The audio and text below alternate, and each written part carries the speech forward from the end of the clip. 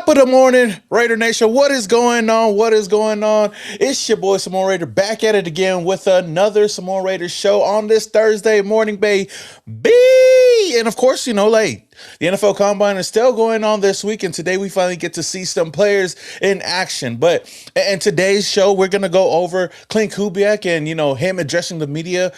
He dropped a lot of bangers. A lot of things that a lot of people took out of yesterday's press conference. We'll talk about that today. We'll talk about some players that could possibly come to the silver and black, whether it's BTJ, whether it's anybody else out there, Tremaine Edmonds. It doesn't matter. Like, there's a lot of options for the Raiders, and especially knowing that the Raiders are going to be switching their defense from a 4-3 to a 3-4, there's a lot of questions to be asked, and there's a lot of ways to look at it moving forward as of right now. But right now, I do want to say good morning.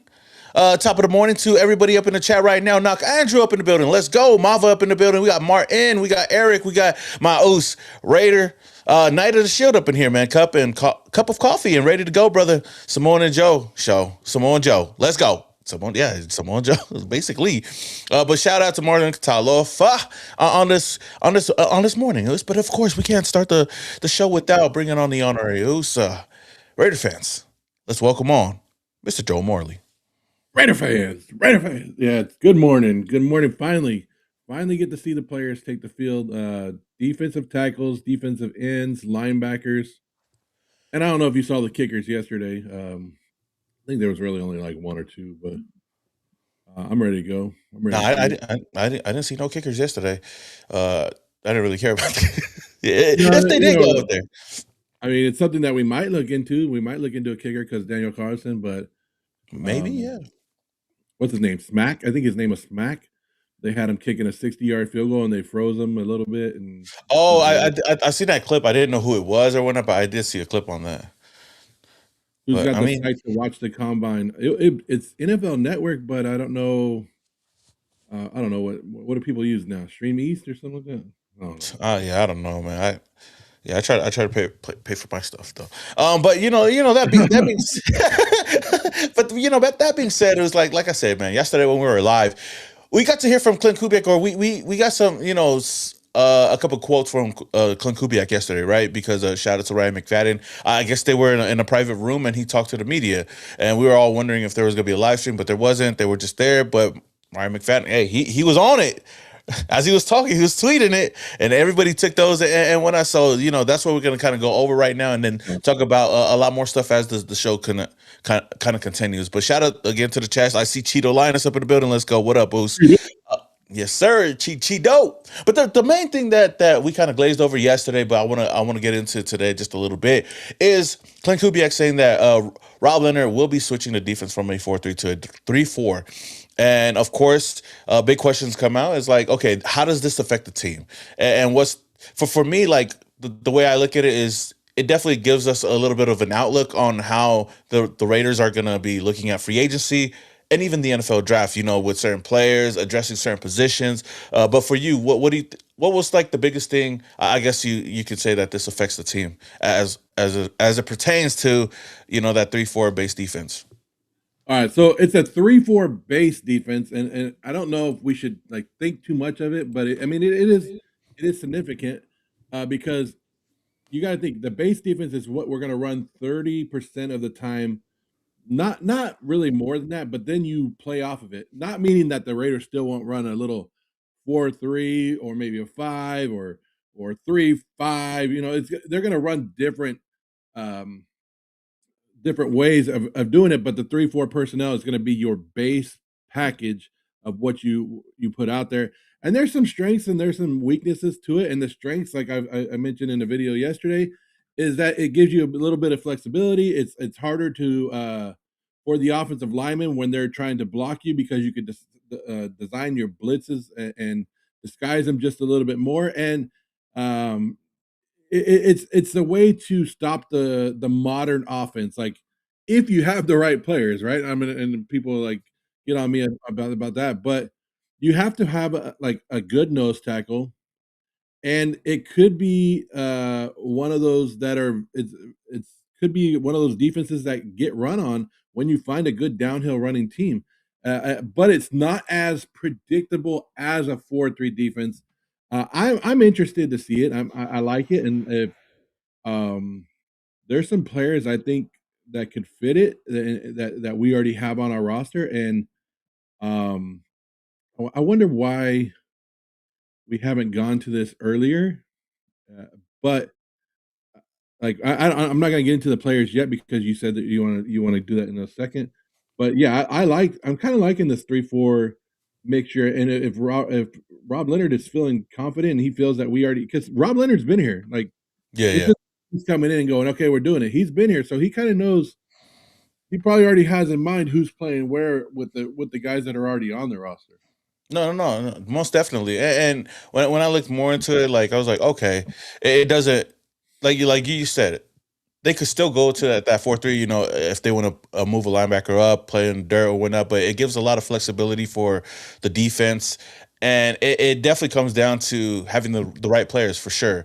And the next question I wanted to ask you, because I know a lot of people go straight to it, and it's like, okay, does Maxx Crosby fit this defense, right? Especially if you're going to move him to basically an outside linebacker type deal, right? Because I guess when I looked at it or I looked it up and whatnot, like he would most likely play like that outside linebacker role where he could possibly drop back in coverage and still rush the passer as well. But what's your thoughts on Maxx Crosby? Yeah, I think it actually benefits Max more than what people are saying. Like I like when I first looked at it, I was like, okay, is Max going to stay at the DN or will they move him out to linebacker? And I would think that it would benefit him to put him at the outside linebacker, either right or left outside linebacker. And what was it saying? Oh, okay.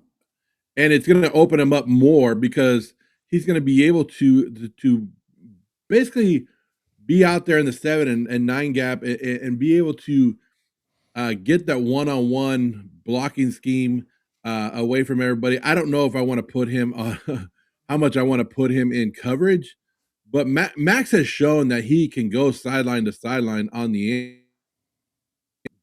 What's going on?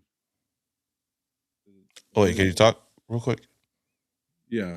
Can you hear me? No, I can hear. I was just trying to. Never mind. I'll change it back because they're saying I was that you like, sound low on your end. That's why. But go ahead. well, I had my mic to the side. I forgot to pull it in, but I hope I sound better. But yeah, Okay, okay. but yeah, I think it will allow Max to take control of the edge of the whole side of the sideline because he's already a dominant guy in the running game, and Yeah, now you're freeing him up. You're actually putting him in a 2 point stand. He doesn't have to put his hand in the dirt. He can read it a little bit more. And I mean, look at what T.J. Watt does in it. He's dominant in it. And I think it helps Max more than it will hurt Max in the long run. I just don't want to see him in coverage, and I don't think they'll ever do that. yeah. And that's why I was like, okay, I can still see him playing that role though. But like some people, I see some people were like, oh, this means that Max might go or something. I was like, no, it doesn't mean that at all. It would just kind of change the way he plays on the defensive side of the ball. And Yeah, go ahead. yeah, I've seen those too. I've seen those. Well, this means Max is totally gone. No, I think every move that the Raiders have made this offseason, Rob Leonard and the 3-4 defense is beneficial to Max if he looks at it in the long run. You know what I mean? Yeah. Shout out to Knight. He says, can you correct me if I'm wrong? But I think this will allow Max to move around more. Yeah. And I think you kind of alluded to that, right? Like he'd be able to move a lot more around that defensive line, or not defensive line, but Yeah, and seen them move Max around the last couple of years, and a lot more last year. Even with moving him on the inside, just finding the right matchups for Max is the right way. And we've seen where offenses use most of their resources to block Max yeah, Crosby, right? Like you see him double team, triple team, and then you're like we've always said, we're wondering where is that. But this will allow us to get Max hopefully on those one-on-ones. And will it affect his sack numbers? Some say that will where you will see it. yeah, I don't think so. I think we've already seen Max's sack numbers affected by the lack of players that we've had around him. Mm-hmm. I think this might actually open it up because Maxx is an incredible pass rusher when he is one-on-one, and not a lot of people are going to be able to block him one-on-one. I think even if the sack numbers go down, though, maybe those interception numbers go up. Mahomes could play a little bit in coverage too. You see them against the Bears, man, last year, man, doing it all by himself, tip ball and getting his own interception, man. That's come on, man. What can't Maxx do, right? But it doesn't only affect Maxx, right? But it affects a lot of the other players that we look at, right? And the players that we have on the squad right now. And I've seen a lot of names of people saying that this could benefit some players. You look at Malcolm Kuntz now a little bit differently, right? Because I think he's better suited for a 3-4 defense with his size and speed. You look at Tyree Wilson, maybe he could be one of those ends as well. And then there's other names like JJ Pegues or Tonka, but like outside of those names or even those names, it's like I guess what players from this team do you see could benefit from this outside of like a Maxx Crosby? Well, I think that's the biggest one is everybody's asking about is Tyree Wilson because we did have the most draft capital into him. And you saw when Tyree Wilson was lined up on a guard or on the inside, his speed and his arm strength is there and it's better for him. I think he does better against a slower guard than a tackle. Yeah. So it might help him. Like you said, Malcolm Kuntz could bounce outside, but I don't know if that's what the Raiders. I don't know how much it changes. If I think if the Raiders were going to bring Malcolm Kuntz back already, or some of these guys back, they were going to do it either way. Yeah. Oh, he says we keep answering his question. Yeah. Shout out to I seen that in the chat. But linebacker wise, I think that's where we might see it because, like we were talking about Elandon Roberts yesterday, where do we re-sign him? What do we do with him? I mean, now you're looking at like you're going to need two basically middle linebackers out there, and Elandon Roberts. One of them has to be pretty good in every aspect of the game. The other one could be your run stopper, your guy like the Elandon Roberts. So I could see him staying now. The guys in the middle. So the one I'm looking at is I'm looking at the nose tackle, and that's the one I'm trying to look at our roster and go, big boy in the who middle. Can we put in the middle right now? If we don't go out and get anybody, who could be in that middle? Adam Butler. And Adam Butler did it. He did it for the Patriots a couple years ago. Is he there?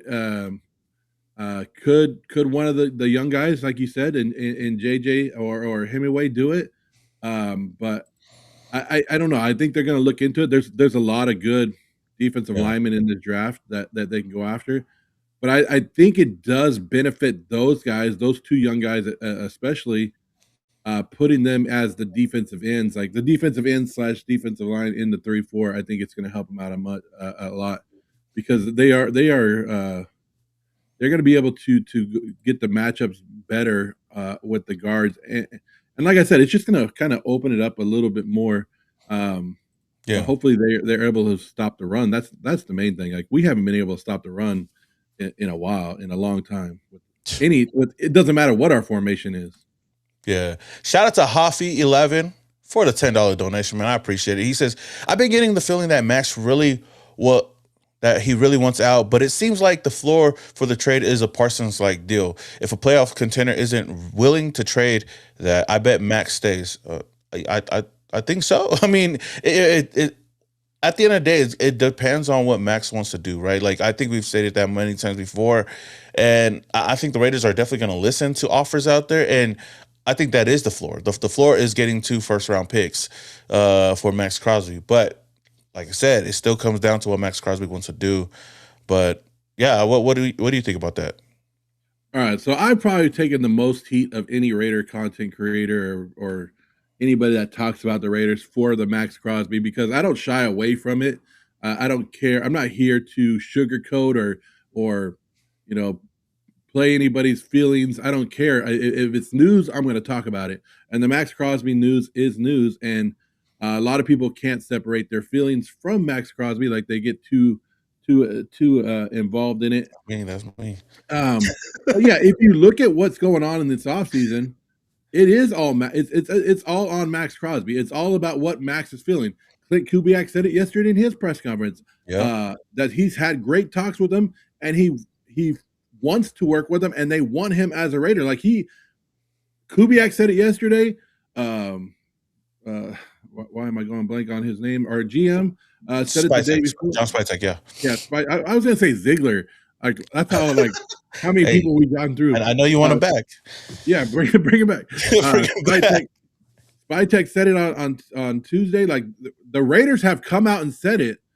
We want Max. There's nothing we want, and so yes, they're going to put that hefty price tag out there and see if somebody pays for it.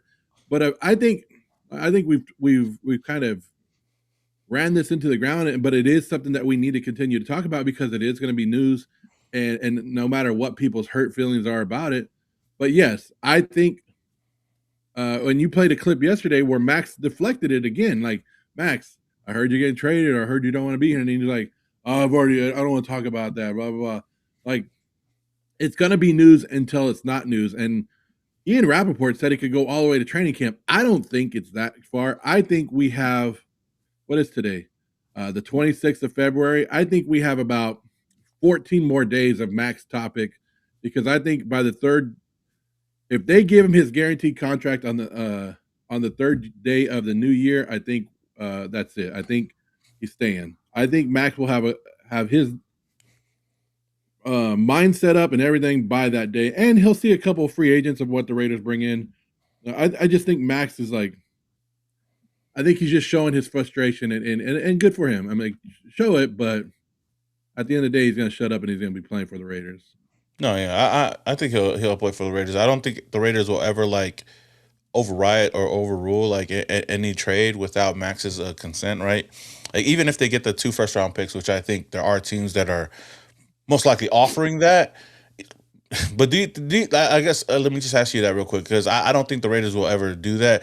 But do you feel like if a team comes out and says, okay, 3 first-round picks, and you get a starter, not so much a superstar, but 3 first-round picks and a starter, you think the Raiders will overrule that that idea without asking Max? I think if the Raiders got 1 first-round pick and a second-round pick, or 1 first-round pick, a third-round pick, and a good player, I think they're doing it. I don't think they're going exactly for the Micah Parsons deal. I think if they got a qualified deal and a pretty good one, they would do it. Like, without Max's consent? Yeah, I don't. I mean, they at the end of the day, you don't really owe Max anything. The organization doesn't owe anything that's Max. Like, we want to because of what he has done for us, but I don't, and to be honest, I don't think there's a shitty team out there that's going, we should trade for Max. Like, I don't think the Miami Dolphins or the Jets are like, let's give up our resources for Maxx Crosby. No, any team that's going to offer it for Maxx Crosby is going to be a contending team, so Max should be happy with that. I feel like they're already getting those offers though. Like I feel like the two first-round picks is already like something that's out there. They're just not pulling the trigger on it. No, I think that's why Spytek said what he said, because the offers haven't been there. But I'm hoping that what you can hope for is the NFC West starts a bidding war between themselves, kind of like what they did with Matthew Stafford a couple years ago, and bump that up, where the Niners want Maxx Crosby or the Rams want Maxx Crosby, and they start going up. Because the Rams have 2 first-round picks this year. I would, if you want to rebuild your defensive line, this is the year to do it. There's so many defensive ends, but you would have to, I don't know, the Raiders would have to look at themselves right now, and they'd have to watch the film, and they'd have to tell themselves, if this is the only way the Raiders trade Maxx Crosby, if they look at themselves and they realize we are not a contender going into next year, and we'll barely be a contender on year 2. And when we talked about this, they are rebuilding. They are going to try to build it correctly. That's the only way they trade Maxx Crosby, if they feel that they are not going to be able to be a playoff team next year. And that will, if they trade Maxx Crosby, that will tell you what the Raiders actually feel about their own team. Yeah. Well, I think that it takes no less than 2 first-round picks for the Raiders to even think about it. But I also, I also say that they won't even make the decision unless Maxx Crosby comes out and says that he doesn't want to be a Raider, because I think they've already stated that they want him to be a Raider. But shout out to Hoffy yet again for the $5. He says the thing for me is that if he gets traded, I really want to pick in this draft, not the next two draft. No. Yeah, Oos, I'll shut it down right now. Like it definitely gonna have to be one this year. Yeah. There's gonna be a draft pick this year, and then possibly next year or whatever else they add on to that. But yeah, there's no way we're going into another season without it. I don't like to do like what we did with the Khalil Mack and trade right before the season started, right? And we got to wait a whole year to use those draft picks. But yeah, moving on from the Maxx Crosby stuff, because I know we could talk about that for days, and I know everybody's been talking about it for days. And like you said, Klint Kubiak came out yesterday and said that we want Maxx Crosby, basically. Basically, said, we don't gotta look long. We don't gotta look hard because we ain't a contender. That look won't take long. We are not a contender.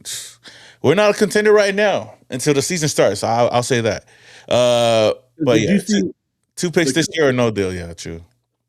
The Kubiak press conference was, I guess it was just local writers, and I guess I could have got into that if I was there, right? Because I would have been.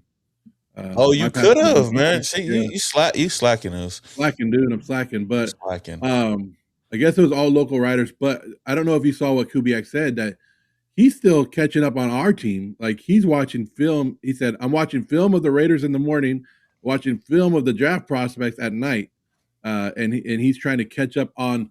So he's still trying to evaluate our players at the same time. Yeah. For those of you guys that haven't seen it, though, I guess I'll throw it up in here for you guys to watch real quick. This is kind of like what he said about Maxx Crosby a bit, and how much that they want how much they want Maxx Crosby as a Raider. It's a guy that we really want on our team. It's simple as that. We want Maxx to be a Raider, and the few interactions I've had with him have been very very positive. Really excited about working with Maxx this year. It's a guy.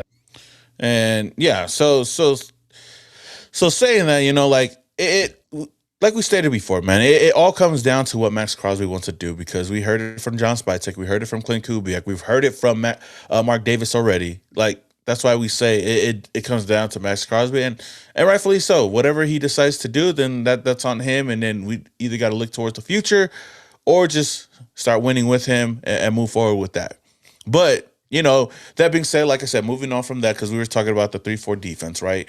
And I wanted to look at some players that could possibly, fit that scheme for us, because there's going to be a lot of options in free agency and the NFL draft. But before we get into some of the names that I know that you have, Oos, I want you to. Oh, damn! Come on now, Jamarcus Russell. No, Jamarcus Russell. James Russell. Come on, man. He hit it with the $100 super chat, man. He said, "Lunch on me." Oh, Oos, where we eating at, man? Where we eating?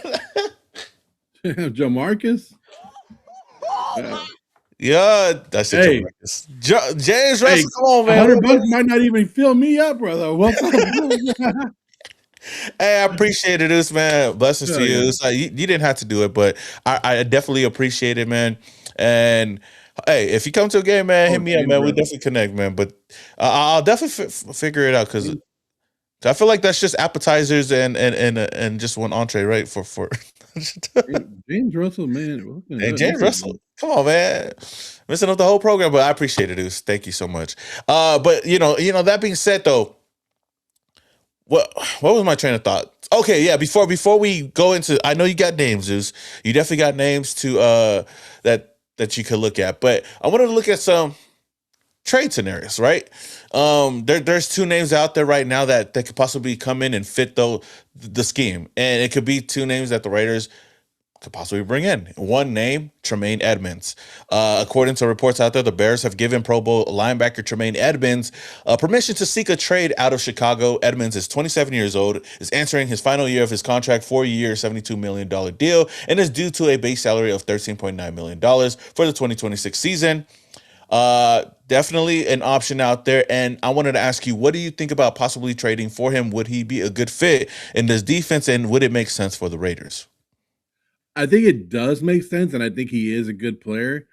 And depending on the price for him, I don't want to give up a ton for him, because I think I think the free agency class and the draft class at linebacker is good enough where we don't have to take these shots at these veteran linebackers that are out there. You know what I mean? Like we don't have to trade for a guy like him if we feel that we can get a good enough. Because I mean, I was looking at the linebacker class last night because they're gonna be taking the field today, and I was looking at it, and there's I was like, okay, when do I stop like listing these linebackers that I like and that can do stuff? Some of them are questionable in in coverage, but a lot of good run stoppers, a lot of good thumpers, and a lot of good guys out in this draft, and that's what you want to watch today in there.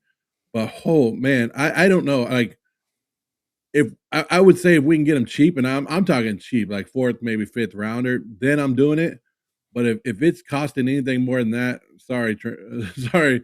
Like How I much like you said? you. Like how much were you giving up for again? My bad. I'll give up a fourth or fifth. I think that's what it would cost though, because Yeah, they're already going to release him. But if you want to get a jump on him before any other team, then it would cost around a mid to late round pick for him, and you just absorb basically that $15 million, which the Raiders do got the money to do it. but if he's asking for a release, he's also asking for a new contract. Yeah, So we could afford you're it. not. So you're going to have to guarantee him a couple more years too, which I'm good with because, like you said, he's only 27, and you add him in there, and he's already a proven linebacker in this league. Yep. I thought he was better. I thought he was good with the Buffalo Bills, and then they went out and signed him. And as soon as they signed him, they kind of changed their defense up too. But Yeah. he's thrived in Chicago, and didn't we just sign a coach from Chicago? Did Yeah, was yeah, that one? yeah. He Travis Smith. Yeah, so we had somebody that works along with them, or I don't think Travis Smith was his position coach, but Yeah, I no, mean, no. you're in the building with them. Um, But so I think he'll definitely get to come over here and team up with his older brother. Terrell Edmonds still on the team right now. is he still on the team? Like I Yeah, know we had him last year, but is he but we still on the haven't. team? I don't think we've cut players yet. Well, I think maybe his contract is up, but I don't think he signed more than a 1 year. Maybe not. Who knows? But I mean, yeah, I mean, I think we're going to that 3-4 defense, like, and I know we have some young linebackers on the team, but linebacker has, and we've talked about this multiple times, like Raiders have not addressed the linebacker position like they should for years. Like I think the last time we tried to draft one was Orlando McClain, and that didn't Yeah, work out. So it's going to be. We need to go out there and we need to find some solid linebackers and we need to get them in here. yeah, But I don't know. I think because I'm falling more in love with the free agent. Like every time I yeah, do that draft model and I do the GM yeah. model, like be the GM of the Raiders or do your mock drafts. I've drafted a linebacker, signed like two linebackers. Like I've already talked myself into the draft class and the free agencies out there that I'm like, nah, Edmonds can go somewhere else. Yeah, I understand that. And you know what? To that point, sticking on the linebacker position is what are some players that are out there for you? Like I guess in free agency and the draft that you're definitely keeping an eye on, and you would love to see in a Raiders uniform. You already know one of them. You already know one guy that I want over here, and Oh, and and I already mentioned to him himself, and I told him oh I yeah, told yeah, him yeah. himself. Okay, I remember. I know who you talk about. Yeah, Nakobe Dean. I would love Nakobe Dean over here, especially going to the 3-4 defense. His speed alone, put him on one side and Max on the other side. Like that, I'm good with that one right there. Yeah, And then I made I don't know if you guys don't follow me already on Instagram. I put a graphic up this morning. There's a couple graphics of the people that are playing today, and I'll do it every day. But the linebacker position that I'm going to watch today, so I put 7 guys on there. I could have put a lot more. I just stopped at 7, definitely. and I didn't. I don't put your top guys because most of us already know that. But I started with Jake Galladay, and somebody I think somebody already threw him. Harold Perkins Jr. My favorite, one of my. I would say Harold Perkins Jr. is at the top of my draft list. Um, and then I have Lander Barton, Kyle Lewis, Justin Jefferson. Just and then Jacob Rodriguez and Eric Gentry. So that's my list that I'm watching today. And just I don't know if you guys have seen some of those guys. Yeah. Let me just tell you, like, Yeah. I'm like, I didn't bring up, like I'm telling you, I'm not bringing up the top guys that are already there. These are guys that I'm just already, like, these are guys that I'm thinking that could sneak into the first round or be there day 2 or Yeah. you know what I mean? Like, I didn't want to go. I could easily put the Sonny Styles and all that stuff. I want to put the guys that we could look forward to, like, maybe not drafting, that we don't have to move around too much to get them. Yeah. So you would say that most of these guys that you named, Deuce, is more like what, second or fifth round picks, second or fourth round picks, or something like that. They could be anywhere between. Yeah. Some of them could up their stack, and now we're looking at them and going, oh damn, we're gonna miss out on them. Could move their draft stock up, but I was looking at more day 2, day Yeah. 3 guys for us. Yeah. Okay, I like that list. I'll definitely look at it. I know Lander Barton, Harold Perkins, and Jacob, of course. And I've heard of Justin Jefferson only because he sounds like the wide receiver for the Vikings. But definitely names to keep an eye on. I would love to see Jacob Rodriguez, even though he's a little undersized. But he's somebody you could throw anywhere on that defense as well. He's kind of like a safety linebacker hybrid type. That's what he is to me. Shout out to Raiders. Tone for the 499. He says, according to Mitchell Rams, the Raiders, along with other teams, have contacted the Bears for nose tackle Gervon Dexter. I did see that, and I was going to talk about that. Now, the Raiders, it's not official that the Raiders reached out, but he did say that, he wouldn't be surprised if the Raiders were one of those teams, knowing the connection there. And we'll get to that point. Thank you for the 499. Thank you for the 499 donation, though, Oos. But yeah, that was the next thing I was going to bring up right here because, other than Tremaine Edmonds, Gervon Dexter just became available today. Sources say that teams have inquired with Bears about trading for defensive tackle Gervon Dexter. Free agent defensive tackle market and draft class are not that deep. And looking at it, he does fit the scheme at the 3-4 defense. He'd be somebody that you could plug and play, right? That big body at nose tackle. He has that connection to Travis Smith in Chicago and feels a need for the Raiders. And I looked at the cost, and it's saying somewhere around a day 2 pick, basically, if you were to acquire for Gervon. Well, what are your thoughts on him? No, I mean, anytime you can add, like I said, somebody that's already been proven and somebody that is young still, you go ahead and go for it. I think this would be on Travis. Like, I think the Raiders would look at Travis Smith, and be like, "Hey, what did you see from him last year? Is he worth it? At going in it?" But I think why would the Bears get rid of him? Right. And my question is, why are the Bears getting rid of him, and what benefits them from getting rid of him, because they're basically running a 3-4 as well, right? Like in there, or kind of a mid one, kind of like us. They move back and forth, and I think he fits more of a 4-3 defense to begin with. But if they feel that his big body and his hand movement and everything, I would think they would have to study his first step. If his first step is fucking amazing, then you bring him in and you go, we're working you in here. But it doesn't hurt to take a 24-year-old guy that's already played in the NFL for 2 seasons now, because I think he was a 23 draft 23. So that's better than some of the guys you're gonna get out of the draft now. Like at 24 years that old, round, like in the third round, like if you're giving up a third round and the player, then hey, you gotta kind of weigh your options there. At least you get somebody that's already proven right now, or what you could get out of them right now. So yeah, I mean, I definitely be open to it.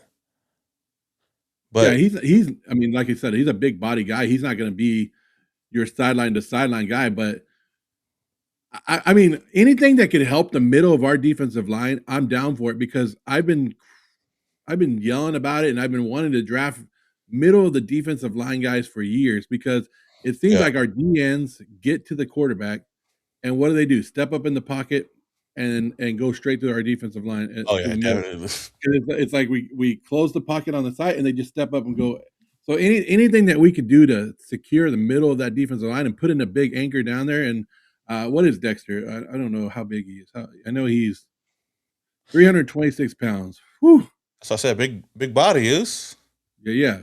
So you put him in there and make him, maybe take two people off, and then you have Maxx coming off the linebacker position. Like, yeah, it all benefits us. Hey, what does Spytech say? We're in the business of what? Bringing good players in. Mm-hmm. So I'm all for it. I just don't. I hate giving up top 100 picks. That's my thing. Yeah. The more top 100 picks you can keep, the better you can get. So anything after that, anything that if you're trading after that, I'm good with. Like, yeah. No, I agree with I'm that. trying to keep as many top 100 picks as we can. And that's the thing when you look at this, like, are they worth that pick, right? Like, there's gonna be a lot of young players available. There's always going to be names out there, whether you look at, well, we'll talk about, Brian Thomas a little later, or like Javon, or any young defensive players out there that might be available for a trade. You're going to have to give up a second or third round pick. And then that's when you have to weigh your options on, is it worth giving up those picks to get a player that's already in the NFL, and do they fit your system? And I think that's why a lot of people are thinking about it, because the connection there and the fact that the Raiders are switching to a different defense, maybe he can help that defense out, or help our defense out. Shout out to the chat, shout out to Cheeto and everybody else in here. That just some names to throw out there, some linebackers, of course. Quay Walker is going to be a free agent. He says to draft Rodriguez. Of course, Rodriguez is a name that I think a lot of Raider fans will love over here. Isaiah Simmons. I've always been an Isaiah Simmons fan. Even when he got drafted, I know he's been finding his mark around the NFL, but he's still got to find. Well, I see Kenneth Murray over here. Okay, Matt Milano is a free agent. Don't bring in Kenneth Murray if you want the people to run right by you. Don't. Why get Kenneth Murray when we got Devin White, bro? I'd rather keep Devin White. But I mean, I still remember when he was coming into the draft, and I was really high on him and Patrick Queen. You got Anthony Hill. But in the NFL level, something happened to him. Something happened to him in Los Angeles and for the Chargers. He put on that Charger jersey. That's what happened. Then he went to Tennessee and he got blown out there. And then last year, if you watch any of the Cowboys defense, Kenneth Murray was a horrible Thor thumb in it. Yeah. But Cheeto, I might do that. I might take you up on that offer. I'll go play nose tackle for the Raiders. Hey, I'll cheat like a mother though too. My big ass will just. Oh yeah, shout out Cheeto, man. I didn't see that. Cheeto at 199. Joe Morley to try out for nose tackle. I'll be like Big Sam Adams. I don't know if you know who Sam Adams is, but no, I don't. My boy right there back in the day, Sam Adams. Is it one of them old Raiders? Yeah, well, Sam Adams bounced around to every team, but yeah, he was on the Raiders for a little bit. Yeah, hey, man, I hope Joe Morley go play nose tackle so we could, like talk shit about him and say, hey, we need to trade him and stuff. And make content on him, and then Joe be all mad about us content creators talking about him. Shout out to Cheeto though. Hey, shout out to Paul Mazik up in the building for the $5 holla. He says, big ups, gents. Will you bring in Calais Campbell from the Cardinals and Mac? Peace. Dude, me, if you ask me, like, I sound like a broken record because I'm always open to like a lot of players. When it comes to Khalil Mack, hell yes. I would. I don't care what you do with them. Like, I just want him back in the silver and black one time before he retires. As far as Calais, I know he's up there in age. He's past his prime for sure. But he definitely is that's a vet that you could bring in, mentor some of the young guys. If you get somebody like that and you don't really address it, you only address it in a draft, and you still keep the Tonka, the JJs over here. Maybe he could be a good mentor for them at the interior defensive line. What's your thoughts? I was gonna say, how old is Calais Campbell? I think he has to be 40 years old, right? Yeah, I was gonna say Calais is out there, man, but he's still. Let me see. But he's also like 6'9". Fucking bro, that's what I'm saying. He got a big body. Oh, 39 years old. He is. I knew he had to be been over to that 40-year. Hey, but he still, 40 years young. Come on now. He is somebody that I've always wanted the Raiders to sign and just put in there. And I think his veteran presence, like if you can get him in there with some of the young guys, it's worth it.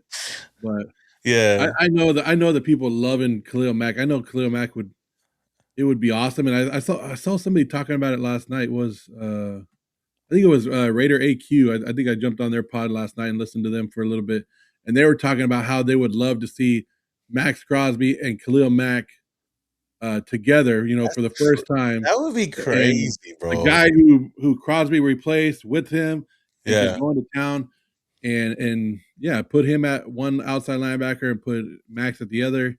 Bro. Oh my gosh. Like that, like get that pic, like just having that picture in real life would be crazy.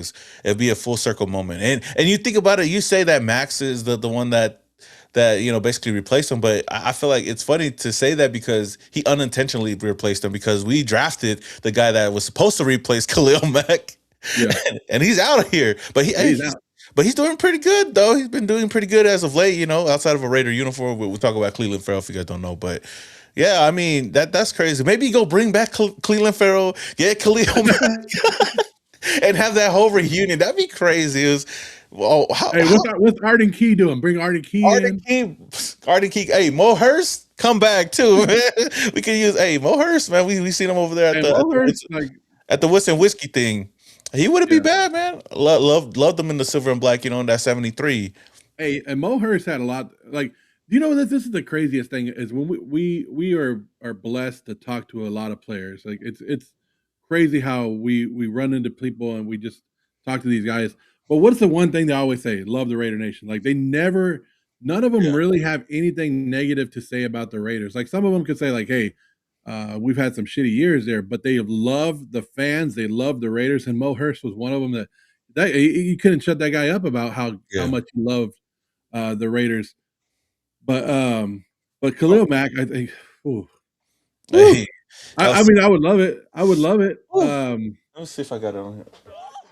You hear that or no? No, you can't hear that. Yeah, neck and my back. I heard that. Oh, see, I couldn't even hear it on my end. Yeah, if Khalil Mack was to come back to the silver and black goose, come on now. You got one of those like little boards, like I do got a board, but it's funny. I can't even hear it off my end. I got to fix the audio stuff. But yeah, no, for sure. Like, we'd love to have him on here. Shout out to Lecky. He said Devin Lloyd. Devin Lloyd would be like top priority if like him and Nakobe Dean. They're up there. But like if we don't get him, I'm not really mad. He says that Devin White is key. Come on, man. He broke the record, Ooze. Come on. Everybody say, shout out to Big Raider. He said, I love the live streams. Ooze. Like I said, we continue to do this every single morning, though. And he said, Hurst, Key, Farrell, they can all kick rocks. Get him. Kick him. Mario Edwards, bring him back. Come on, man. Mario Edwards. Afkasi up in the building, man. Shout out to the Ooze, man. Usually not one for signing older talent at the tail end of their career, but for Mac, I make an exception. Much like when we brought Charles Woodson home in 2013. Oh, come on now. Yeah. Hey, and Charles Woodson, that second stint, he was a Pro Bowler too. Like, he wasn't just like a Pro Bowler just cause he was out there doing a thing.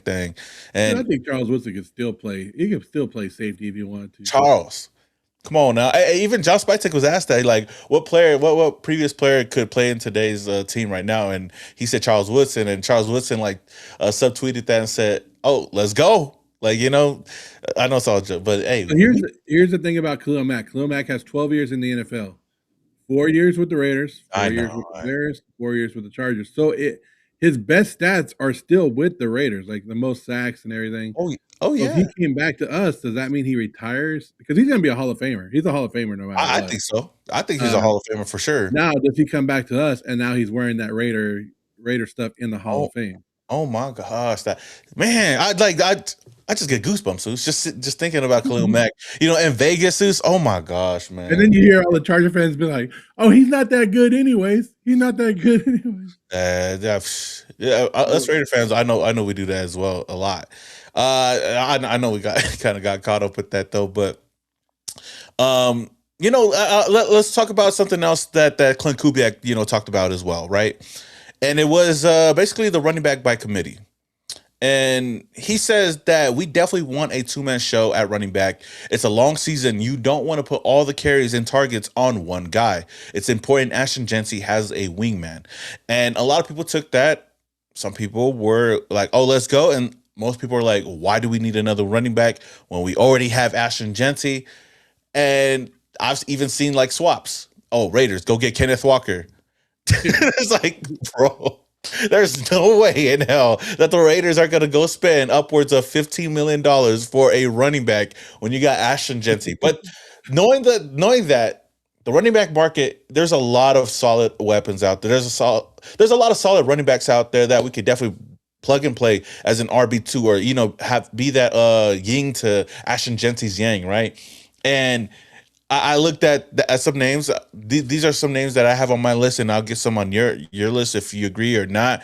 But some names that I look at in free agency, Tyler Algier is top of that list because I think that he's one of those like RB2s, could be a good complement to Ashton Genty. J.K. Dobbins, you could look at Brian Robinson, Zach Charbonnet, maybe trading for Charbonnet from the Seahawks. You could get him for like a third, fourth round pick maybe.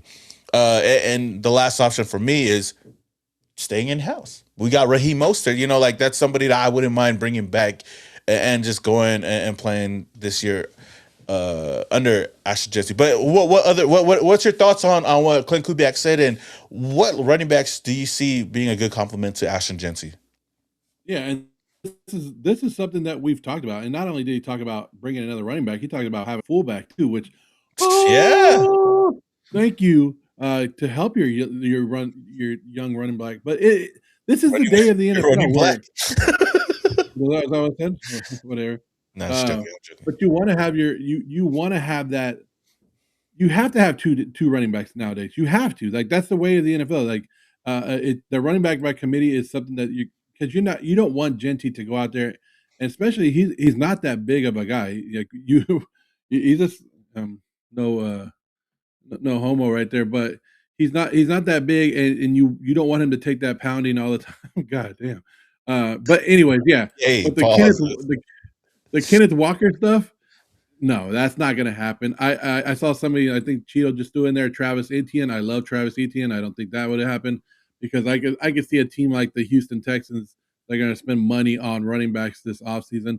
But Tyler Algier, it gets to me. I like that one, but I think teams are going to spend money on him as well because he has shown that he could be that borderline starter as well. So I would say, man, another guy I would like too is Rico Dowdle, but I think the same thing that he's Tyler Algier, that people have seen him as, that people have seen him as a starter. So I would say, like, what about like a J.K. Dobbins, somebody who can't stay healthy, but when he's on the field, he's shown that he could be that 1-2 punch, and he was good with the rookie in Denver last year with what's his name, Harvey. What about Rashad White? Rashad White, who come from Tampa Bay, John Spytek. John Spytek has seen a lot of him and what he can do. Kenneth Gainwell, I don't know if you watched anything that he did with the Eagles, and then last year I think he was one of the top running backs for the Steelers.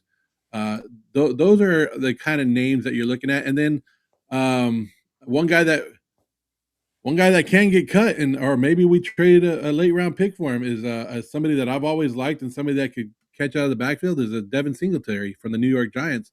Because the Giants have Scatterboo, and then they're talking about maybe even drafting one, Price this year, so they would have no need for a running back right there. But I don't know. Like, I was looking at the draft. The draft is not full of running backs this year. But no. I do like where the chat's going right now on a couple of the. Oh man, Cheeto! I knew somebody would bring it up. And Cheeto just did. What about Dylan Lowby? Like, what about Christian McCaffrey right there? Remember, I'm good with like Dylan Lowby, CMC Jr. Man, I'm okay with moving on from him. Like, I don't think that we need to keep any of the running backs that we have outside of potentially Raheem Mostert, but outside of Ashton Genty and Mostert, everybody else could kick rocks. Like Dylan Lowby, nope. Zamir White, nope. I don't even know who's the other guy. Chris Collier, nope. Like we need to. I'd rather go. Like that's what I said. We go sign a RB2. AJ Dillon is possibly available too. I wouldn't mind him. AJ who? AJ Dillon. Never heard of him. Am I? No, AJ Dillon is the one. The one I said. Never heard of him. the one I seen at Media Rose. Yeah, I know. AJ's never done anything to show you that he's even be a good number 2 running back. He just hasn't had the opportunities, man. Have you seen him in college at Boston College? Come on, man. No, I play video games with him. I do want to play. I always put him on the Raiders. It was like as an RB2 and just the size. Like he could be a Derrick Henry dog, but like I don't know. Maybe I'm just tripping. But like you said, I think the Raiders' direction is signing a solid RB2 to be that partner with Ashton Jency, but also drafting because there's a lot of running backs that I don't mind taking a flyer on later in the draft. Right? You look at Jaden Ott. You look at I think what's his name, Robert. His name's Robert. I'm trying to find his name. He's from San Antonio. What UTSA? Robert Henry. Robert Henry Jr. He's been one of my favorite running backs that you could get late in the draft. And so much more. Or maybe we go and get Jeremiah Love in the first round. We trade up and get Jeremiah Love. Well, I'm just joking, but there's a lot of running backs, Singleton as well. But yeah, definitely a lot of options there, and it makes it even more exciting. And you even brought up the fullback position, right? And the Raiders could bring back Alakingo, Patrick Ricard. There's a lot of people, man. Call it Marcel Reese. What do you do, Marcel? Oh. But do you see, like the fact that we're thinking about bringing a fullback to the fold, whether we draft somebody or we go and sign somebody, it makes me excited because the Raiders have, just like punter and kicker, have always found a really good fullback. We always find a way to go fullback. I have a fullback for you. Who? Lockie Tossie. Oh, You already got him on the team. Hey. Why not? 373-pound fullback. Line him up back there. Line him up. Like Oos, you don't have to do nothing. You just tell Oos where to go. Who's your assignment? Ooh, bulldoze Oos. And he played rugby too. Hey, Raiders. Hey, Lockie Tossie. Put him at fullback. That's crazy. Oos. Hey, let's start it. Let's start the petition. Let's get him. Petition right now. Big Oos, Lockie Tossie. Fullback, Oos. Come on. Hey. Who is the first person or first position to ever score a touchdown in Allegiant Stadium? The fullback position. Fullback position, right? Alec Eagles. Alec Eagle. Yeah. So, everybody say hell no. Bring back the fullback because we haven't been scoring touchdowns since we got rid of the fullback. Yeah, I'm excited for it, man. Like it sucks that we're the organization that can't get a quarterback. We can't find the right defensive players here and there, but we could get a fullback. We could get a punter. We could get a kicker. Heck, we could find the right tight end, Zeus. But those important positions, hell no. Look, Avakowski's not liking the fullback. I thought he would love that one. Oh, Lockie Tossie or AJ Dillon? I thought he would like Lockie Tossie. I thought that was a good one. No, he's not. I'm just messing around with him, but anything to keep Tossie on the team is what we want. Right? No, Tossie would be one of those. You remember when Pecco, the Mata Pecco would just go into those goal line situations to block. That's what I see Lockie Tossie as. Or, just add more girth to the blocking. Pause. But yeah, I mean, there's a lot of different situations, but for sure, knowing that the Raiders would address that position as well as getting RB2. It's pretty entertaining or exciting. Now, moving on from that, I want to talk about some interesting stuff. Wide receiver position we know is a big position for the Raiders to address this offseason. Not saying that the Raiders need to get a wide receiver one, but we do need to add more depth at that position. And one name that the Raiders are at least in the fold is Brian Thomas Jr. from the Jacksonville Jaguars, according to Dan Graziano from ESPN. He says that there are teams monitoring the availability. Okay, what the fuck? Okay, rewind. Let's do it again. Let's According to Dan Graziano of ESPN, he says that there are teams monitoring the availability of Jaguars receiver Brian Thomas Jr. The Patriots, Bills, Steelers, and the Raiders are listed as potential fits. He also noted that that there has been no indication that Thomas is available, but he's worth keeping an eye on. And of course, you hear the Raiders' name, and all we can think of is, should the Raiders go get him? And for me, I would love to. I would say yes, and I feel like the price. I think they're not going to lowball it, especially if they're not really thinking about moving on from him. But if they are, I think it's going to cost a second round pick. at least a second round pick for him. Of course, you could say a first round pick, but hell no, I'm not giving up a first round pick. But at that price, it's kind of questionable for me because I don't know if it's worth the risk. But you're potentially looking at a plausible wide receiver one for this team, which I think the upside is definitely there for him. Even though his he's had a dip in his production in the past year. But what is your thoughts on Brian Yeah. Thomas Jr.? Josh threw it out. Josh Legault threw it out in our group chat yesterday, and he was like, Brian Thomas for 2 second-round picks. And I looked at it, and I was like, yeah. No, I was saying no to it because I was thinking number 36 overall for Brian Thomas. I'm not doing it. If we were later in the second round, I would consider it. So maybe a third round pick this year, I would do it. But I would want a more of a incentive based trade where like I'll give you a fourth this year and I'll give you a conditional pick next year, depending on what Brian Thomas does for us this year. Like, if he catches 1,000 yards, it turns into a second round pick or something like that. Like I would want to deal a more of a deal like that than to actually go out there just because like I'm looking at number 36 overall and I've done the mock drafts and I get there and we get the number 36 and there's good defensive tackles there or there's There's like always a player available. Yeah. There's wide receivers and there's a couple wide receivers that I've already told you that like if KC Concepcion somehow falls to us at number 36, like come on, that's a player that we could put right into us. Omar Cooper, you wouldn't mind there. I've told you about Antonio Williams and I liked him. Skylar Bell is another wide receiver that I like. So there's a lot of wide receivers that I like in the draft. Not knocking Brian Thomas Jr. He's a young guy and we've already talked about it. He's already been able to show that he can do it at it, but I think they're going to want a high price for him as well. And because, like you said, no team is just giving away good players just for the hell of it. Yeah. But that's why you got to weigh your options with that, right? Well, whether you look at the second round, say if you want to draft a wide receiver, right?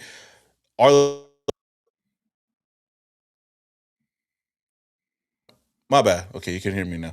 Like you got to those second round wide receivers are worth Brian Thomas, and you got to see, okay, would I rather have Brian Thomas Jr. or so and so? But it all comes down to what you want to do and weighing your options, right? Yeah, and I think that's the main thing. Me personally, I'd rather use the second round pick on something else, on a younger player and like a defensive guy, because I think every time we get there, there's always a good defensive guy out there. So I like Brian Thomas Jr. and I wouldn't be upset if they made that trade for him. I wouldn't be like, what the hell are we doing? I understand it 100% completely, but we got 10 draft picks. We got a lot of free agency. Like I said, we pick up a Romeo Doubs or we pick up an Alec Pierce, I think we're okay. And that we're not even wasting the draft capital right there. So that is my look onto it. Now, if we get to draft day and we haven't picked up a wide receiver or we haven't done it, then I might be looking at it differently. Yeah. Well, I agree with you because I don't think a lot of Raider fans would be totally mad on it. I think looking at it right now, and it's like, okay, we don't need to do that. Like you said, there's going to be a lot of, and we know the NFL draft, Deuce, and knowing that we have a high second round pick, there's always going to be a player that nobody expects to fall in the second round, and we're right there to select them. And that's why we look at that pick basically as a late first round pick, right? You basically look at it like that. And even Cheeto's still throwing names out there. There's still he's throwing Fields out there, the big old 6'4" guy, and right there. That's what I'm saying. Fields, and then somebody that we've liked is Jacoby Lane that could go later on. Like those are some other guys. Like I know they're saying the wide receiver the draft for the wide receivers doesn't have as much depth. But I think there's some steals out there. Oh no, definitely. And that's why I said you could either go in that direction and get one of those top guys early in the second, or maybe even third round if somebody falls, or you go sign some of those guys in free agency. The options are endless, but there's another option out there that wouldn't cost as much as a Brian Thomas Jr., and that is DJ Moore. Now, I've seen a lot of DJ Moore recently, and it wouldn't cost a 6th round pick. I think it would cost more of a mid-round pick, like a 4th round pick, and that. According to Jordan Schultz, there's been a lot of calls on DJ Moore as far as today and yesterday and whatnot. So, the Raiders could be an option there, especially if you're looking for a veteran wide receiver that you wouldn't have to pay a high price for. I think his cap might be a lot though, but we got the money for it. And it's funny because I seen, I guess Sleeper they asked Grok, they said, hey, put DJ Moore in his next uniform, right?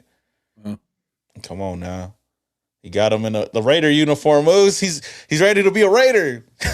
Hey, you said I want more.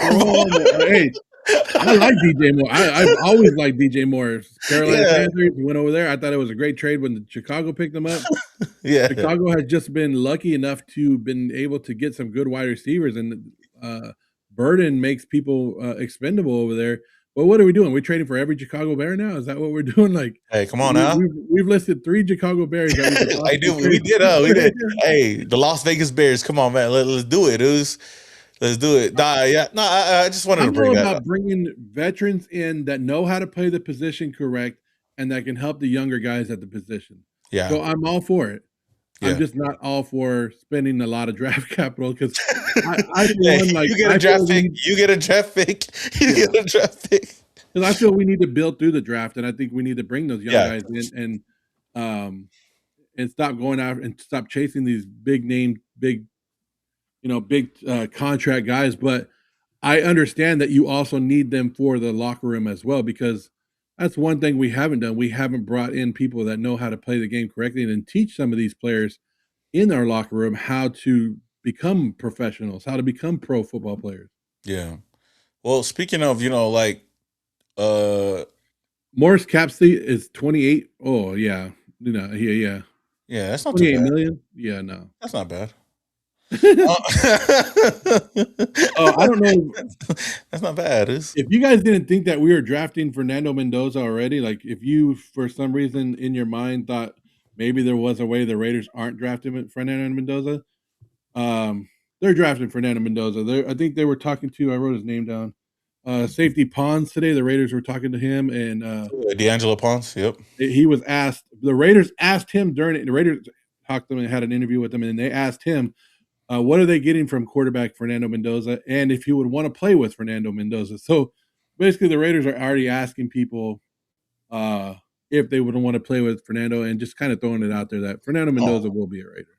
Oh, for sure. And we just got to look at pieces to surround them. That's why, wide receiver is another position that we got to look at whether we want to trade for some or draft some. And, what do you call it? Like, speaking of trades and, giving all our picks away. Wide receivers initials who are D Moore. You want some D Moore? Oh, yeah. Oh, yeah.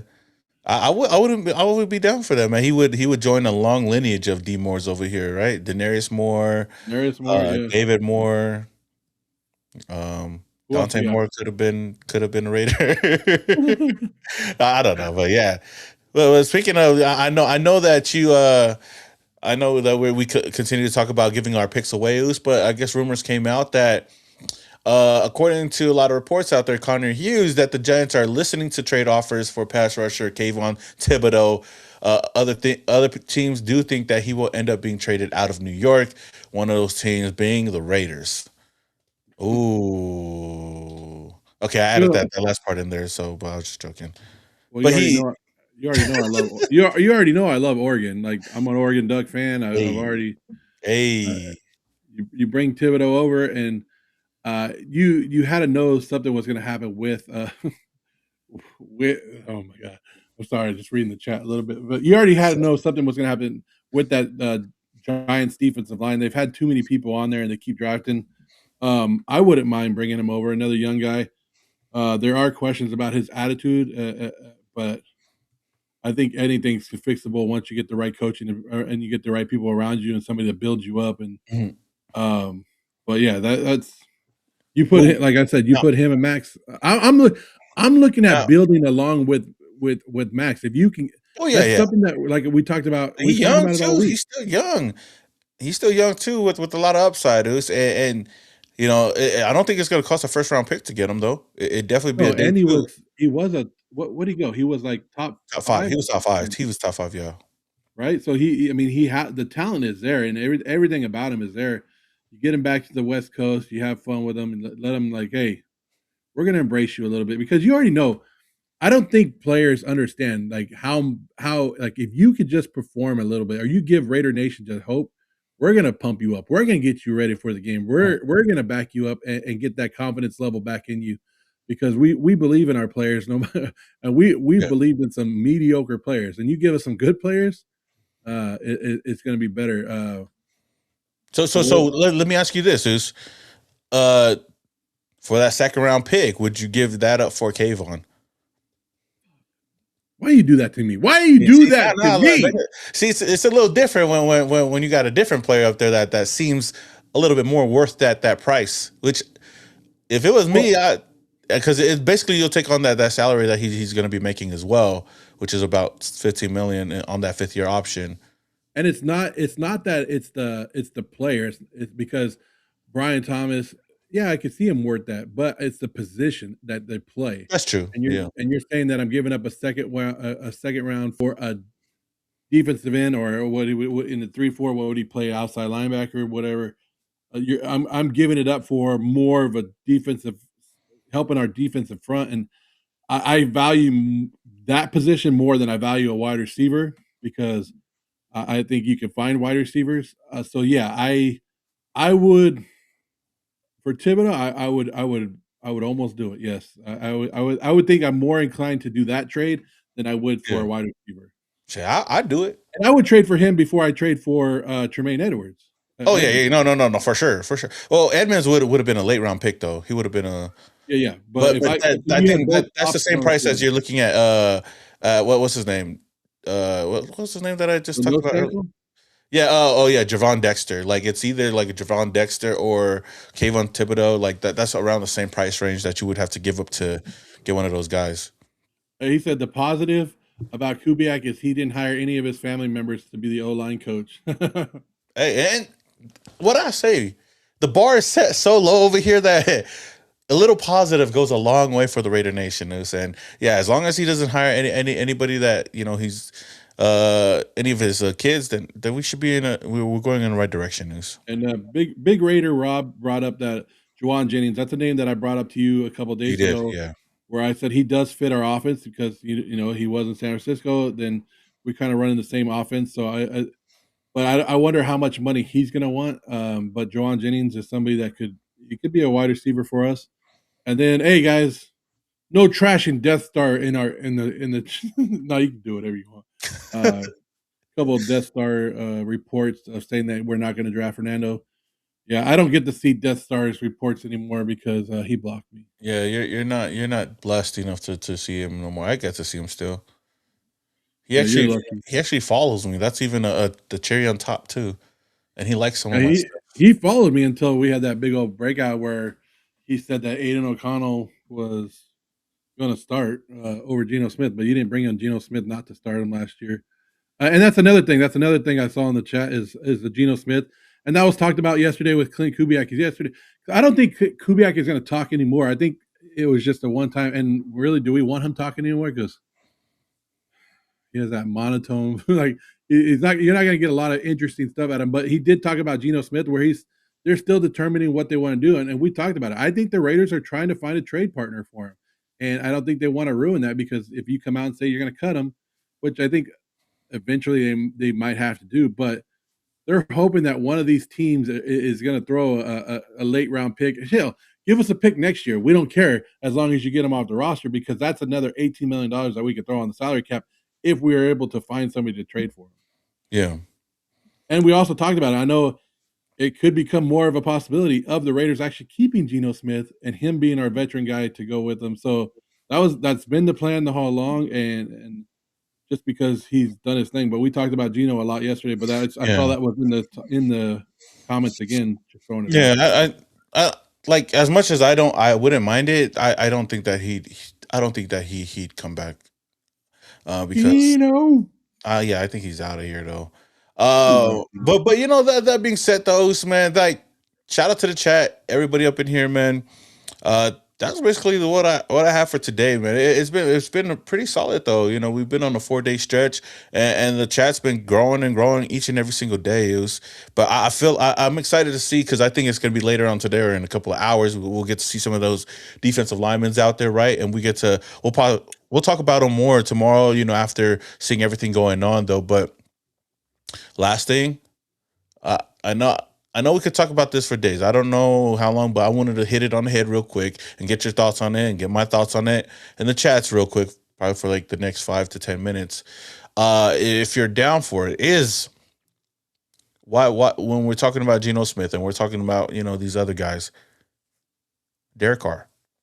According to Jordan Schultz, sources say that in talking to teams in the quarterback market, there's a strong belief that former Saints quarterback Derek Carr is very serious about unretiring and returning to the NFL in 2026. Carr's rights belong to the Saints, but teams with winning aspirations have real interest in the former four-time Pro Bowler. That being said, I want to get your quick thoughts on Derek Carr possibly returning to the NFL. And of course, Raider fans are going to ask, can he be the mentor that we need for Fernando Mendoza? And is it worth trading for? So Derek Carr and his brother David Carr are very good at manipulating the Raider Nation and manipulating the Raider Nation. Yeah, because I think once their podcast was off to a slow start, and as soon as they started talking about the Raider Nation, boom, fucking it blew up, right? And it was going to blow up eventually. But I'm just saying, he very good at using the Raider Nation because what does he always say? I love the Raider Nation. And Derek Carr.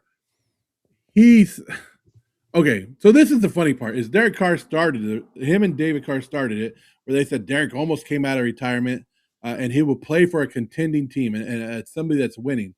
And then they go, "Well, I know this because he had calls last year," and basically in their hints, they said that Derek Carr turned down playing with Jamar Chase last year, and he turned down playing with Justin Jefferson last year. And then it came out where Derek Carr is unretiring, and then Derek Carr kind of shut it down because he was like, I will only come out to the right situation and a winning team. And he goes, I don't know where all these rumors are coming from. And then it came out today, again yesterday, saying winning aspirations. Okay, what winning team out there would want Derek Carr? Not a lot, because let's be honest. Steelers? Like I said, winning aspirations. I guess that's the word that you would want. They're not a contending team, but they could be a contending team. Yeah, the Jets would be. They have winning aspirations, right? But they're not a good team. The Raiders have winning aspirations too. Derek Carr is not. I don't see Derek Carr coming back to back up Fernando Mendoza. Now, if you say you could come in and start, and then Fernando's going to be your backup for a year, maybe you get him to come back, but I think the Derek Carr playing days are over. I don't think he's going to find a team that is good enough for him to snap retirement. Now, if he wants to come back and play, there's options for him, but it's going to be the Miami Dolphins. It's going to be the New York Jets. It's going to be teams on the bottom end of it, and Derek Carr has to realize that. Yeah, and I kind of disagree with you on the Raiders point, because I think the Raiders are the only team that it doesn't matter what situation we're in, he'd come back just to come back, right? But it's on the Raiders, which I don't think the Raiders want to go down that street. But maybe because that connection to Klint, Kubiak, Andrew Janoko, maybe it makes sense. I see the chat. For me, like I've always said, I don't want DC back, and I don't see him coming back at all. If he were to come back, I wouldn't be totally mad about it, but I highly doubt that the Raiders make that move. Huh? Come back as a coach. Come back as a quarterback coach. He can. He definitely can. As a quarterback, you're going to have to trade for him. What do you think the Saints? The Saints are going to Big Raider said that DC for Geno straight up. Saints. I wish. If it was that easy, yeah, I think it'd be like somewhere around the 4th round pick or something like that. A 4th round for number 4. I would rather him come back as the quarterback coach than actually come back, because you already know we've done this enough. We've done enough content where who's the best player on an NFL team? The backup quarterback. And that, no matter what you're going to hear, Derek Carr will be a big distraction for us with Fernando Mendoza or whoever it is, because who is everybody going to want to play? Derek Carr. And even if you have Fernando Mendoza, who are they going to want? Well, if Carr was out there, I think it would be more of a distraction bringing him back than I helping. do agree with you with that, like the distraction part. Yeah, for sure. Shout out to the chat. They say stay retired, buddy. We say hell no, leave DC in the past. Cheeto says we are Derek Carr. That's true. I'm not giving up draft capital for DC, and I like DC, but those days are over. That's a lie, bruh. DC has already said he's only going to contender. DC, it's a no. Cousins, yes. DC, no. Oh, hey, shout out to the chat, man. I'm really surprised that there's a lot of no's because there's been a lot of yeses everywhere else that I've seen it. But hey, y'all know ball. Y'all know ball. Oosh, just invite Carr to the Kava Club, and maybe we can mentor. I don't think he wants to be there. I don't think he wants to be there. It doesn't matter what we think because Brady doesn't F with Carr. That's right, because he said, y'all sticking with that motherfucker? Y'all sticking with that motherfucker? And I held it down for DC through those days too, man. When the Tom Brady rumors came up, I was a DC supporter all the way through. And I was like, hell no, we don't need no Tom Brady when we got Derek Carr. We just need to surround him with the right weapons and the right offensive line and the right defense, and we'll be perfectly fine. But and then I remember when that clip came out, I was like, he's not talking about Derek Carr. He's talking about Jimmy G. He's talking about somebody else, not Derek Carr. He can't talk about Derek Carr like that.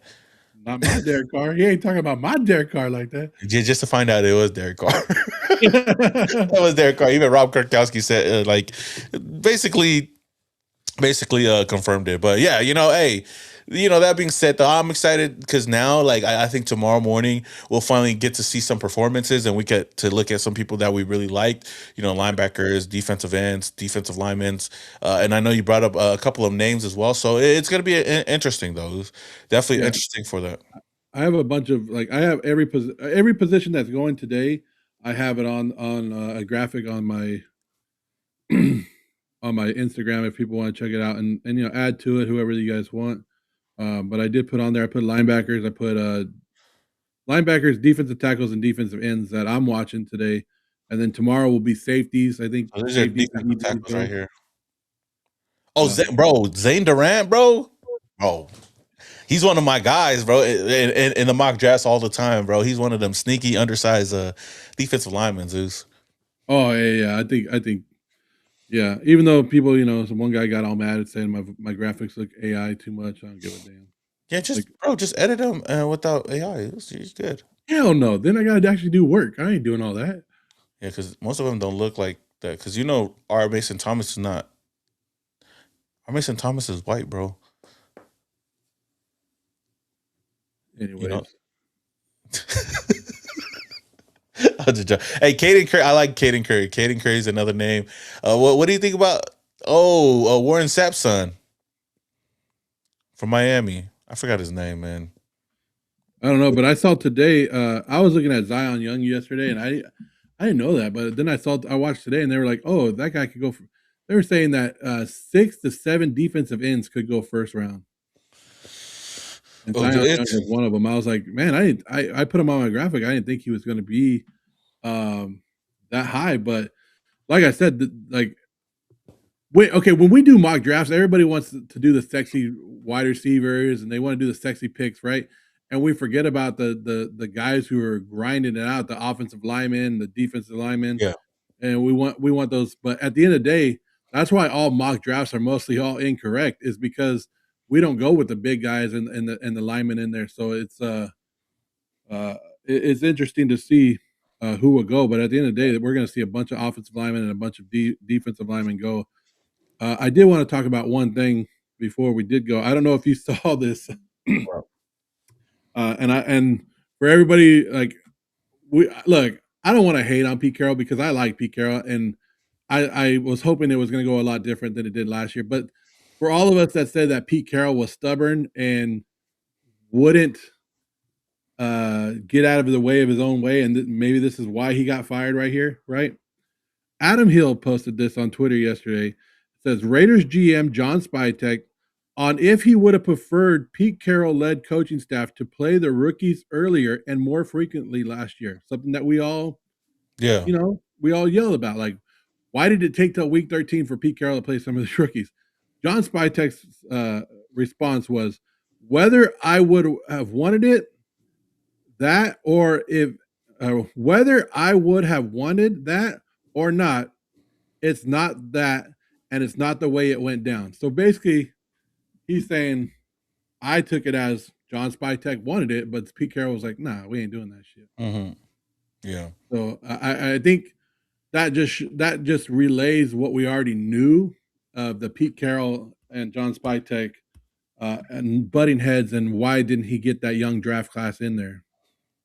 Yeah. I mean, So there was a lot of I decisions, like thought it they was were, an interesting tweet. but you could definitely tell with the way the season was panning out that there was a lot of decisions that weren't like they agreed upon, right? Like especially when we talked about it many times before. Like you even said, like play the young guys, and we weren't playing the young guys at a certain point. We were playing all these older veterans. Like I talked to Jonah, and even saying like, oh, okay, I shouldn't have said his name, but I guess No, but hey, like, if you guys heard that, scratch that. scratch that though. But I talked to a player on the team, and they were really confused with Alex Kappa. And it seemed like it was forced. Like they really wanted to force Alex Kappa on the offensive line. Like even though they were cooking him in practice all the time, like he wasn't showing in practice that he deserved to be a start. Like that was over JPJ. I was asking about JPJ and that whole thing. It was confusing. JPJ was confused about the situation, and then it just the decisions to force players over playing some of the young players, especially when the season was over. It was confusing to a lot of people, including us. So like, yeah, I mean you could definitely tell that there was a bit of a shift within the GM and the head coach, and even the head coach with his coordinators too. Like you could hear about that too, because even he wanted to implement his own defense over what Patrick Graham wanted to call.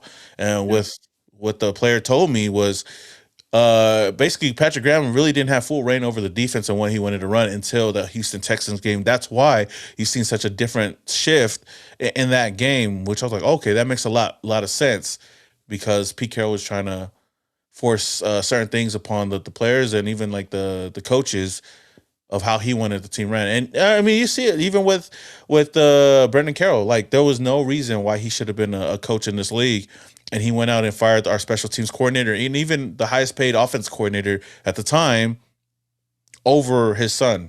So like there was definitely a lot of shift between a lot of those guys. Otto said that Brendan Carroll would have got fired by the Raiders, he was going to get a job immediately. So I'm sure there's a lot of people lined up. Yeah, wherever Pete Carroll goes, I think that's where he'll go. Right. But now that we're talking, sorry, I know we wanted to end the show, but that was something I wanted to bring up today too. Is Klint Kubiak talked about this yesterday? Is our offensive line, and this is what I want people to remember, because I get this a lot, and I get this in my comments a lot, and people are always argue with me about this. Is people think that there's a big revamp coming for our offensive line. Like they think that the Raiders are going to bring in 5 brand new offensive linemen this offseason and just change that whole room. And I think that is not correct. I think the Raiders and Kubiak talked about it. He said he liked the consistency at the offensive tackles, and then he talked about JPJ, how he liked you can move him around. He didn't say where JPJ would play, but he liked the versatility of JPJ. He said he liked JPJ's attitude and what he could do. And then he mentioned Caleb Rogers by name too. And he said he's still watching tape, but I think how bad that offensive line played last year is more based on coaching and scheming, and that's than what I'm anything else. Too. Yeah, and I think our front office and our coaching staff likes some of these guys more than what the whole Raider Nation, because. And I think more of the people that watch the games and more people that are more than just casual fans, like the people that just turn the game on Sunday and that's it, and then they turn it off when they lose. I think the people that watch the game actually know, like, okay, we have some pieces on this offensive line. Maybe we add 1 or 2 and we're good to go. But I don't think that whole overhaul that people are expecting is coming. Yeah. But I do think we do have like I talked about it yesterday with DJ Glaze. I don't mind giving him another shot. I mean, I would love Brandon Smith. I think that would be a guy we brought in. But DJ Glaze was also pretty good his rookie year and then declined last year. Why? I want to know the whys. Yeah, and I agree with you. I think it does come down to coaching. That was a big big reason for why our offensive line took a big dip. And I do still think that the Raiders do need some talent on the offensive line, but like you said, I don't think that it's going to take the Raiders going out there and getting 5 or 4 new offensive linemen, but at least plugging in 1 or 2 solid names and then adding more in the draft. And that's why I know a lot of people say Linderbaum, but Braden Smith is a name, but Salmalu is another name. Elijah Vera Tucker, like you could add pieces there just to bolster up the offensive line, but you don't have to go get 4 big dogs. I mean, for me, I don't mind spending all the money. Like whatever, if you want to go get the top guys, go get the top guys. It's helped us out in the past, but I wouldn't be surprised if there's not a big change to the offensive line outside of just adding 1 player or maybe 2 players at most. But yeah, I agree with you. And it's going to come down to what Rick Dennison wants to do with that offensive line. And I got more trust in him than I do with Brendan Carroll. But and the zone blocking scheme will benefit and make it easier for people. They're not thinking as much while they're out there. And sometimes that's the issue with players is when you're trying a new scheme or you're trying a new thing, it's not that they're not good. It's that they're thinking too much on the field and it's slowing them down on their time and what they're doing. So just throwing it out there that something that I saw yesterday that I liked what Klint Kubiak talked about. So I just wanted to throw it out there before we ended the show. Yeah, no, for sure. No, I appreciate it. And let's promote this real quick. Why not? What? Because I'm from Bakersfield and people are talking about it in the chat. The Raider Nation Summer Kickoff, Bakersfield, California, is Saturday, May 16th. Starts at 3 p.m. It's at Stramler Park in Bakersfield. If you guys buy your autograph tickets now, I think they're $100. Summer Kickoff 2026.eventbrite.com. Buy your tickets now for the VIP signings, right? If you can get that autograph ticket, trust me, you're going to want the autograph from the player that's going to be there this year. I'm not going to spoil it for you. I'm not going to put it out there.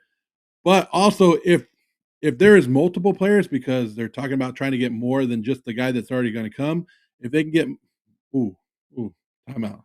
But anyways, they get more than 1 player. That autograph ticket, if you buy it now for, I think it's going for $100, and say we have to raise the price on it to $120 because of the player's price, you still get it for $100. Like we're not going to come back and go, hey, you owe us another $20. So buy your tickets early for the Bakersfield Summer Kickoff and for the autograph session because you're going to love it. It's going to be hot, so prepare for that. But they've redone the park. They put a bunch of shade. And it's always a great time out there. Like I said, May 16th is the date for that. If you guys want to hit up Raider Crusaders on Instagram, he'll give you more details. But just throwing it out there. Bakersfield, California, May 16th. I'm telling you right now, you're going to love the autograph session. You're going to love the guy that's coming out there. And then because do we have to wait for the guy to get drafted or no? I'm just joking. I'm just joking. I'm trying not to give hints. I'm joking. No, yeah. But I'm gonna see what's up though this year. I know I haven't went to any summer kickoff suits, but maybe this year make it a little different if I got the time. It's in May because I know the last couple of years they did it. I know the player hasn't been announced. I'm not announcing it. I'm just saying that you want to do it. Player hasn't been announced, so you're saying that you could get a good deal on it right now before player does get announced and the price goes up, right? Yeah, once and because say they announce multiple players and these players aren't cheap. Like they're not coming out here on their own thing. Especially Bakersfield. Yeah, JPJ's parents were there last year. They are big supporters of it. They do come out. And sometimes you just get random people like are just walking and you're like, oh crap, because they people go to Raider events. It's always a good thing. Yeah. I'm trying to get this guy Samoan Raider go out there and trying to get him to maybe we do a podcast out there. And if we do, we'll think about it. Listen, if I guess off air you'll probably tell me the player stuff like, but we could plan it out. If enough people want to go, like maybe we go and we do a show over there, like a show like this, and we'll have guests on. We'll probably some Raider fans, and then of course if we get a chance at the players that are going to be signing too, just to have a little time with them and maybe a Q&A with some fans too. Yeah, and I think that's the best thing is because it's right after the draft. You know, April 26th, 28th is the draft, and then about 2 weeks later, and it's right. The reason they do it at that time, and I don't know if people know this, the reason they do the Bakersfield Summer Kickoff at that time, people are like, why in May? is because that's when OTAs start. I think OTAs start the week before, and then they have a break, and then they come to Bakersfield, and then they have another OTA weekend. So we kind of catch the players and the Raiders right as the momentum is starting to pick up. So yeah, check it out, guys. I mean, little plug. I don't get anything out of it. I just a fun event. Anything to talk, like that's what we do the podcast for. That's what we do everything for is to talk Raider football. So the more that we can get together and have fun and get it going, it's always a good time. No, for sure. And Leo's gonna be there. Leo will be there. Oh yeah, Cheeto. Okay, yeah. I'm gonna try to. I'm gonna try to. If I do, then I'll try to make a whole vlog out of it, and maybe if we have a setup, then we'll do it like Pat McAfee styles or something like that. You know, like at the Media Row. That'd be a cool little clean setup. Yeah, I think. It's always good. Yeah, I don't know if we'll go live. Don't let it out of the bag. Well, I'm not letting it out. I'm just saying, like, I want people. I don't want people to say, "Damn, I could have got the autograph ticket earlier and it paid cheaper." So get out there now. Yeah, you got to do it. You got to do it. But yeah, hey, on that note, good show today, and I can't wait for tomorrow. The next couple of days, tomorrow's going to be Friday, so that'll be the last day of the live stream, and then we'll circle back around on Monday, which I think on Monday after we get to see the combine. I think we should do a post combine mock draft, or we could do a post combine like GM like thing. Either or, we'll figure it out. Whatever you feel like what's better. But we'll come together. Joe will do his own. I will do my own, and then we'll come together and talk about it. I think that'd be pretty cool. I can't hear you. You're muted. I don't know what happened to Joe. Joseph. You're still muted.